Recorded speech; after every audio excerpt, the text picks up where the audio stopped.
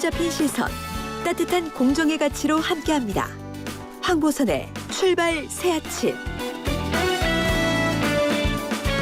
네, 황출세 4부 시작합니다. 주요 사건 사고 관련 수사 그리고 판결의 맥을 짚어보는 사건 그건 이랬습니다. 코너입니다. 오늘도 박성배 변호사 그리고 승재현 한국형사정책연구원 연구위원과 함께 하겠습니다. 두 분 안녕하십니까? 안녕하십니까? 네, 안녕하십니까? 예, 박 변호사님은 스튜디오 나오고 계시고 승재현 의원님은 지금 전화로 연결했습니다. 네. 예. 네. 자, 먼저 요즘 가장 큰 이슈가 되고 있는 사건 중에 하나죠. 전자발찌 이거 깨고서 여성 2명 살해한 강씨 사건. 이게 신상 공개됐는데 박성배 변호사님? 네네. 이 전자발찌 훼손 전후로 여성 2명을 살해한 56세 강윤상의 신상 정보가 공개됐습니다. 예. 서울경찰청이 2일 오후에 신상정보 공개 심의위원회를 열어 이같이 결정했는데, 이 위원회는 2명의 피해자를 연속해 살해하는 등 중대한 결과를 초래했고, 피해자가 범행 일체를 시인하는 등 충분한 증거가 확보돼 있으며 범죄 예방 효과 등을 고려해 신상 정보를 공개하기로 했다고 밝혔습니다. 성범죄 등 전과 14범인 강 씨는 지난달 26일 오후 9시 30분경 집에서 40대 여성을 살해한 뒤 이튿날 오후 전자발찌를 끊고 도주하고 29일 오전 3시경 차량에서 50대 여성을 살해한 혐의로 구속됐습니다. 예, 승재현 의원님. 이 보니까 강 씨가 또 범행 전에 흉기를 미리 구입한 거 아니겠습니까? 계획 범죄라고 봐야 되겠습니까? 계획 범죄라고 보일 수 있는 정황이 한두 개가 아니라서요. 예. 첫 번째, 흉기뿐만 아니라 그 전에 렌트카를 제일 먼저 빌렸는데 그 지인의 이름으로 렌트카를 빌렸고, 예. 지금 방금 앵커께서 말씀 주신 바와 같이 사실 흉기도 그 공업용 카트카를 구입하는 그 과정에서 같이 구입을 했어요. 공업용 카트카이 보통 우리가 3시 한 30분 그리고 우리가 이야기한 흉기가 한 5시 정도에 구입이 되는 그 살인이 일어나기 전 상황에서 만들어졌기 때문에 사실 그 정도 정황을 보면 충분히 계획성이 있지 않았을까. 이거는 많은 분들이 그렇게 또 추측을 하시는 부분이고 저도 그렇게 생각을 하는데 중간에 이제 그 피해 여성을 살해하고 난 다음에 야간 출입 제한을 위반하고 잠시 편의점에 나왔다 그러잖아요. 사실 그 사이에 혹시 그 피해자와 이렇게 약간의 어떤 다툼이 있고 피해자 사망 과정에서 흉기가 만약에 사용됐다면 그 흉기 사용으로 인해서 자기의 어떤 자상을 조금 치료하기 위해서 나온 것도 아닌지 지금 경찰이 다 열어놓고 확인을 한다고 하니까요. 그 부분뿐만 아니라 지금 같은 경우에는 도주 중에 기존에 알고 있었던 또 다른 여성분에게 전화까지 했다라는 이야기들이 나오니까요. 저는 가장 중요한 게 지금 우리가 지금 보고 있는 이 사람이 사실 출소하고 난 다음에 3개월밖에 되지 않았는데 정말 많은 사람들을 만나고 또 많은 지인 중에 여성 지인들이 왜 이렇게까지 많은 접촉면이 늘어났는지도 좀 꼼꼼히 살펴서 향후 이런 범죄가 발생했을 때 좀 만약에 어떤 직업 선택의 과정에서 그런 게 있었다면 분명히 그 직업 선택에 대해서 조금 취업하는 건 막아야 되지 않느냐. 물론 이 사람은 취업 금지와 관계없이 그 전에 범죄를 저질렀기 때문에 그런 관계가 없었지만 분명히 지금은 취업 금지도 되고 신상 공개도 될 수 있는 과정이라서 그런 부분 좀 들여다봤으면 좋겠습니다. 네, 박 변호사님, 강 씨가 근데 국선 변호인 지정됐는데 구속 이후에 변호사 입회 희망하지 않는다 이 얘기했네. 왜 이래 겁니까? 구속영장이 발부된 이후에도 수사기관은 여러 차례 피의자 신문을 진행합니다. 이 사건에서도 경찰은 강 씨를 대상으로 구속 당일에도 조사를 진행했고 지난 1일에도 조사를 진행해 범행 동기 등을 확인하고 있는데 이 과정에서 강 씨가 변호인 입회를 원하지 않는다고 진술했습니다. 영장 실질심사를 앞두고는 이른바 필요적 국선이라고 해서 구속사건에서 피의자가 스스로 변호사를 선임하지 않으면 국가가 국선 변호인을 지정해 줍니다. 즉 이 사건에서 강 씨에게는 국선 변호인이 지정돼 있는 상황입니다. 그럼에도 불구하고 조사 과정에서 변호사 입회를 원하지 않는다고 진술하고 있는 거거든요. 사실 강 씨는 가출소 이후에 화장품, 방문 판매업에 종사하기도 했고 기초생활수급자로서 국가로부터 일부 경제적 지원을 받기도 했습니다. 나름대로는 정상적인 경제 활동을 해보려고 했던 것 같은데 현실은 녹록지 않았던 것 같고 그렇지만 다른 한편으로는 국가로부터 경제적 지원을 받고 있는데 상당히 곤란한 경제적 어려움을 겪는다는 게 선뜻 이해는 되지 않습니다. 그리고 한 번에 큰 돈을 벌고자 하는 의사도 굉장히 강했던 것 같고요. 첫 번째 살인 단계에서는 그러니까 비록 절단기나 흉기 등을 미리 구입했다고 하더라도 예. 즉 계획된 범죄라고 평가할 수 있다고 하더라도 살인 범행에 나아갈지 말지 주저했을 가능성이 있어 보여요. 그렇지만 한 번 살인 범죄를 저지르고 난 다음부터는 자포자기 심정이 아니었던가 싶습니다. 두 번째 살인은 비교적 용이하게 저지른 것 같고 이 단계부터는 연쇄 살인이 시작된 것 같습니다. 그리고 말씀해 주신 것처럼 그 사이에 또 다른 여성에게 전화해 돈을 빼앗으려는 정황도 발견되고 있는 상황입니다. 그렇지만 일말의 기대는 했던 것 같아요. 자수를 하죠. 그 과정에서 검거에 대한 두려움도 컸지만 자수를 하게 되면 다시 사회에 복귀할 수 있을 것이라는 일말의 기대도 가졌던 것 같은데 그래요. 막상 조사를 받아보니 현실이 만만치 않다는 걸 느낀 것 같습니다. 즉 실형 전력에 2명을 살해한 상황이다 보니 더 이상 사회에 복귀하지 못할 것이다. 이미 조사 과정에서도 자포자기를 하고 변호사 입회까지도 원하지 않는다는 의사를 밝히고 있는 것 같습니다. 예. 추가 범행이 또 하신 얘기가 나왔는데 승재현 의원님, 네네. 이 강 씨가 취재진한테 뭐 발차기도 하고, 근데 뭐 더 죽이지 못한 게 아니다 이런 얘기까지 했습니다. 네네네. 사실 박 변호사님이 정말 말씀 잘 주셨는데, 예. 뭐 지금 우리가 보고 있는 강윤성 이 사람은 사실상 자기의 어떤 그 이익을 위해서 모든 주위 사람과 그 다음에 교정시설에 있었을 때에도 굉장히 표변을 잘하는 사람이에요. 교도관들에게는 굉장히 이렇게 자기의 이익에 침해가 되면, 권리 침해가 되면 적극적인 소송을 제기하면서도 자기가 뭐 세길이라고 저희도 교정 잡지가 하나 있는데 예. 그게 굉장히 뭐 그리스도의 향기를 품겠다, 그 다음에 용서를 구한다는 굉장히 그런 어떤 형태를 보이면서 자기가 가출소하는데 굉장히 유리한 정황을 만들었을 뿐만 아니라 방금 변호사님 말씀대로 자수는 했는데 뒤에 있는 말을 들어보면 정말 어처구니 없는 말이잖아요. 자기의 잘못은 하나도 없고 세상이 잘못된 것이고 그 세상에 잘못된 어떤 그 세상이 잘못된 것에 기대서 자기의 어떤 범죄를 정당화하고 사실은 이 뒤에 나오는 말은 이 강윤성이가 사실 자기의 어떤 그 생각과는 전혀 다른데 세상에 나와서 많은 사람을 죽이려고 했다면 묻지마 범죄를 저질렀어야 되는데 지금은 다 아시는 분의 금전적인 문제 때문에 살인이 저질러졌다면 뒤에 있는 말은 더 이상 저희들 뭐 프로파일러라든가 저희들 언론에서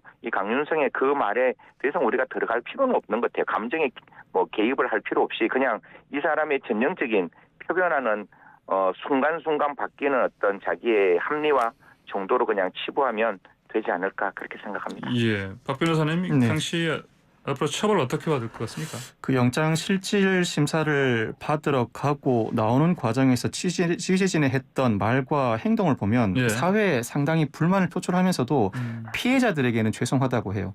이 말 속에 살인범죄 유형이 담겨 있습니다. 즉 사회에 대한 불만을 아무런 죄 없는 피해자들에게 전가했다는 의미거든요.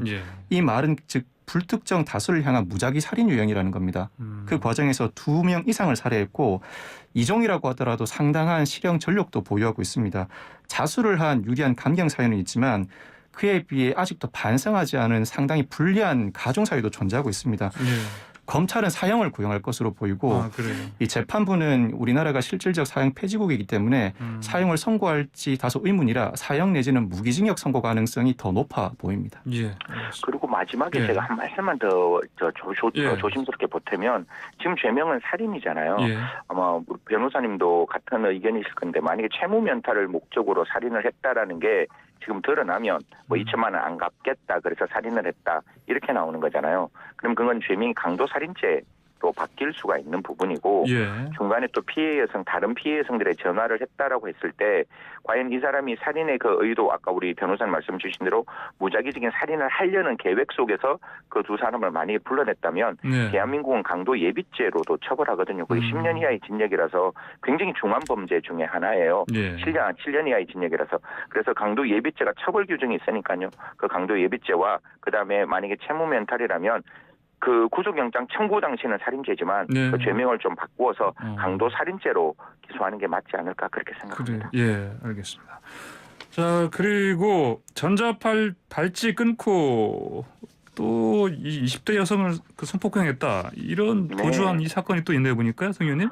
예, 저도 이거 참 너무 좀 이렇게 얼척없는 일이라서 예. 이게 이제 공개 수배를 했는데 공개 수배 대상자 이름은 50대 남성 마창진이라고 합니다. 네네. 사실 이 사람이 공개 수배됐는 이유는 전자발찌를 끊고 오리무중인 상태이기 때문에 이제 이 사람에 대해서 전자발찌 부착 명령에 전자발찌를 훼손하면 7년 이하의 징역이거든요. 이걸로 공개 수배가 되었는데 제가 이 사람이 왜 이렇게 전자발찌를 끊게 되었는지를 좀 살펴보니까 이 마 씨는 2011년 청소년 2명에게 이미 상습적인 성폭행을 저질러서 징역 5년을 받았어요. 그 받는 과정에서 전자발찌를 7년 동안 부착 명령을 받았는데 지난 7월 말 알고 지내던 20대 여성을 성폭행한 혐의로 고소되었는 거예요. 그럼 고소되면 이제 부를 거 아니에요. 경찰서에서 부르는 과정에 자기가 본격적인 조사를 앞두고 이거 도망가야겠다라고 생각해서 전자발찌를 끊었다라고 하는데 저는 만약에 이게 뭐 고소가 어느 정도 진행됐는지 피해자의 진술이 얼마만큼 진실인지는 몰라도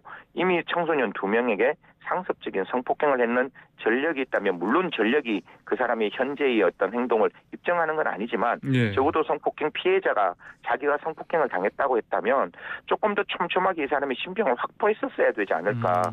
그냥 전자발찌를 끊고 가게끔 만들었는 이유가 과연 경찰의 그 신병 확보의 잘못인지 아니면 이 마창진 씨가 아예 작정하고 전자발찌를 끊고 도망가는 건지는 좀 그 사이에 좀 살펴봐야 되지 않을까라는 생각을 합니다. 예, 박 변호사님, 네네. 이 마창진 씨가 지금 도주한 지가 한 얼마나 됐죠? 14일째입니다. 14일째요. 예, 이 경찰이 피해자 조사 후 같은 달 12일에 압수수색 영장을 발부받아서 마 씨의 휴대전화를 압수합니다. 예.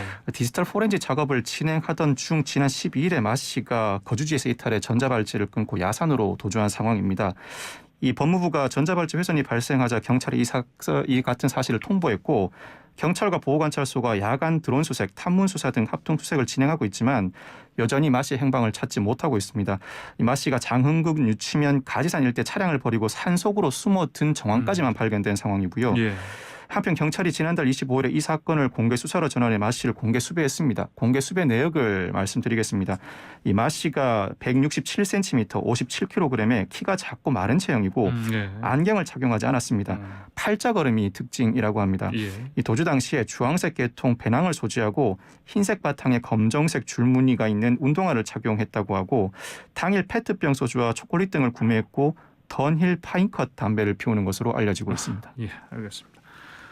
자, 승 의원님 이번에 또 네네. 이거 좀 끔찍한 그 사건 이거요. 그 네네. 20대 남성. 네네. 이게 뭐 생후 20개월 영아 성폭행한 네. 이 남성 홍준표 의원이 사형시키겠다고 한 이 사람. 네네. 예. 화학적 거세 얘기도 나오죠. 예, 이게 뭐 성충동 약물 치료 이제 정확한 우리 저희들은 이제 법적 명칭으로는 그냥 성충동 약물 치료라고 하는데 이제 저는 약간 화학적 거세라고 자꾸 이야기하다 보니까 이게 뭔가 이 사람에게 굉장히 심각한 영향력을 미치는 거라서 자꾸 하는 거를 국민들 입장에서 야 이거 너무 인권 침해 아니야 이렇게 생각하는데 예. 그게 아니라 그냥 약물 치료니까 저는 할 수 있는 일이고 해야 하는 일이라고 생각을 하는 거거든요. 예. 여하튼 다시 이 사건으로 돌아오게 되면 성충동 약물 치료를 하는 경우는 이제 첫 번째 소아기호증 환자면 성충동 약물 치료가 가능해요. 근데 지금 정말 20개월 아이에게 성폭행을 했다면 이거는 누가 보더라도 명명백백한 소아기호증이거든요. 예.